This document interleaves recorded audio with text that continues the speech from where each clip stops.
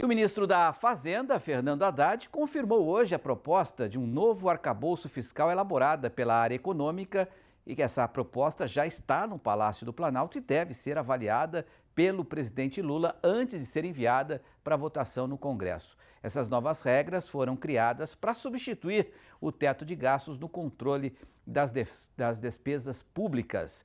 O Miguel Daúde já está aqui conosco para comentar esse tema. O governo tinha até agosto, para apresentar esse arcabouço fiscal, já apresentou, me parece isso um bom sinal, Daúde?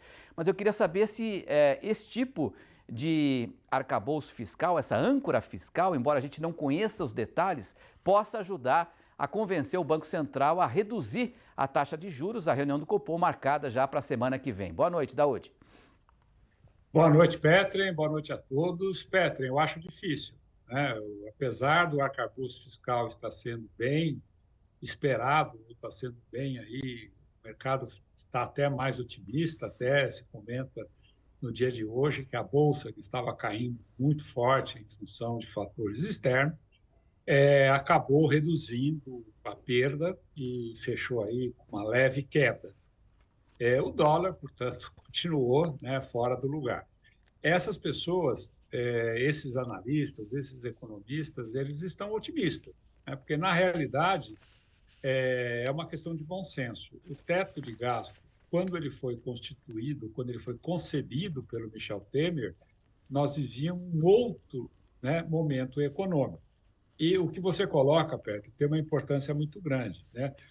O governo espera que a taxa de juros caia, porque este ano o custo de rolagem da dívida vai ficar em torno de 800 bilhões de reais, Pedro, 800 bilhões de reais.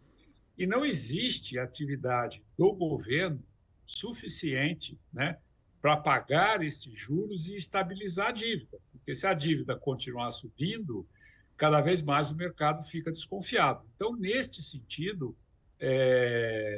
o Banco Central, por isso que está sendo questionado, mas a gente está vendo aí que a inflação não dá sossego.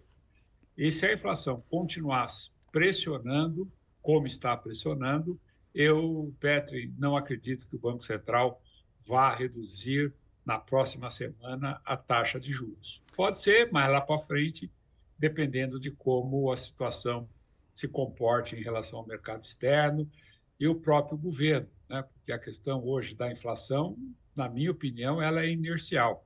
E essa inércia ela está adquirindo mais força, está tomando mais força em função da falta de gerenciamento de expectativa por parte do governo. Vamos aguardar para ver. Eu gostaria de ficar muito otimista em relação a isso, para que a dívida possa se estabilizar. Agora, depois da falência de dois bancos americanos, o governo Joe Biden, pisou no freio da alta de juros. E a gente vê um comportamento também na Europa agora, com o Credit Suisse, que é um dos bancos mais famosos da Suíça, também numa situação muito difícil. Até que ponto a situação desses bancos também interfere na política de juros? Olha, Petri, se o Banco Central americano aliviar a mão pesada que ele vinha tendo nos juros, né, e taxar aí, fizer um aumento de 0,25, sem dúvida nenhuma, isso traz um cenário mais otimista. Mas o nosso caso, especificamente, não estaria ligado a isso.